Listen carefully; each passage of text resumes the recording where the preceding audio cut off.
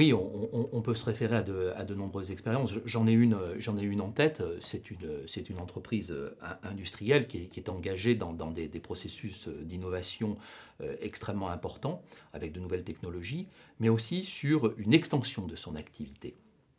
Et l'entreprise nous avait interpellés sur un process d'intégration de nouvelles technologies qui avait déjà été réalisé sur un site, et avec un grand succès.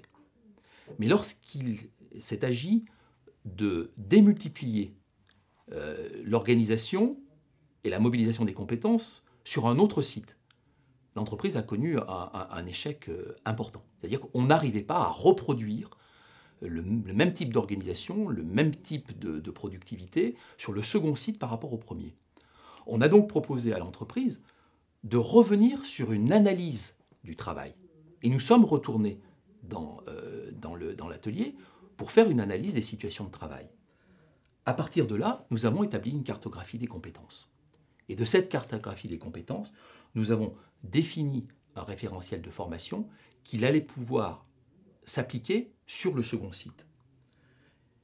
Et puis, le travail ne s'est pas terminé là, puisque nous avons suivi l'expérimentation pendant de nombreux mois après pour mesurer l'efficacité de ce transfert. Donc ça veut dire que nous avons été associés sur toute la chaîne, c'est-à-dire de la définition de la problématique jusqu'au résultat qui avait été atteint. Ça a été un processus qui nous a occupés pendant plus de 9 mois et où nous avons travaillé en permanence, d'un côté avec les équipes RH et d'un autre côté avec les équipes de production. Ce qui est manifeste, et là j'étends un peu le propos, ce qui est manifeste dans ces entreprises qui engagent un changement d'organisation, qui transfèrent de la compétence, un process de travail, c'est la déstabilisation permanente de la cartographie des compétences. Les compétences se recomposent en permanence. Et je crois qu'il faut bien comprendre le rôle que joue le collectif de travail. C'est-à-dire qu'un individu au travail n'est jamais un individu qui agit seul. Il agit toujours avec d'autres. Donc chaque fois, la compétence va se recomposer en fonction de la compétence des autres, en fonction des résultats attendus. Donc chaque fois, c'est une nouvelle aventure. Ça veut dire que quand on s'intéresse à la cartographie des compétences, à ce mouvement perpétuel qui est dans l'entreprise, on va très rapidement aborder la question du dialogue dans l'entreprise. Alors, on dit, mais attendez, un dispositif, un organisme de formation, est-ce qu'il est là pour accompagner le dialogue? Directement, non, certainement pas. Il y a des organisations salariées, il y a une direction RH. Mais nous allons apporter en quelque sorte un certain nombre d'instruments. Des exemples encore. Comment est-ce qu'on articule dans une entreprise le plan de formation et la gestion du compte personnel de formation par un salarié? On voit bien qu'on ne peut pas avoir deux approches disjointes. À un moment donné, il va devoir y avoir un dialogue entre ce que l'entreprise attend d'évolution des compétences, donc qui va engager la mobilité des salariés, et en même temps, pour le salarié, cette anticipation sur la sécurisation de son propre parcours. Ce dialogue-là, il va passer à travers de l'entretien professionnel. Mais l'entretien professionnel, il n'est pas spontané, il n'est pas efficace par naissance.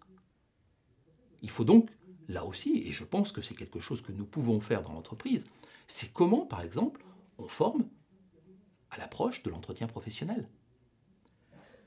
Nous avons été conduits dans de très nombreuses occasions à travailler sur l'utilisation, la mise en perspective et la valorisation des compétences professionnelles. Une entreprise, et je l'ai en tête, nous posait la question, par exemple, de savoir comment on pouvait, au sein même d'une même entreprise, lier une dynamique de transformation des compétences par un dialogue entre seniors et juniors. Là aussi, ce n'est pas spontané. Il faut qu'il y ait derrière une analyse du travail, une analyse des compétences pour que le senior soit en capacité de maîtriser sa propre expertise et ensuite de la transférer. Dans d'autres occasions, nous avons travaillé sur la transition digitale. Ce n'est pas aussi simple que ça que d'introduire de la digitalisation, de la numérisation dans un environnement de travail. Elle va engager non seulement, bien entendu, des questions qui sont d'ordre de la connaissance, mais aussi de la posture, la gestion du stress, la peur devant la transformation du métier, la peur de ne pas savoir faire.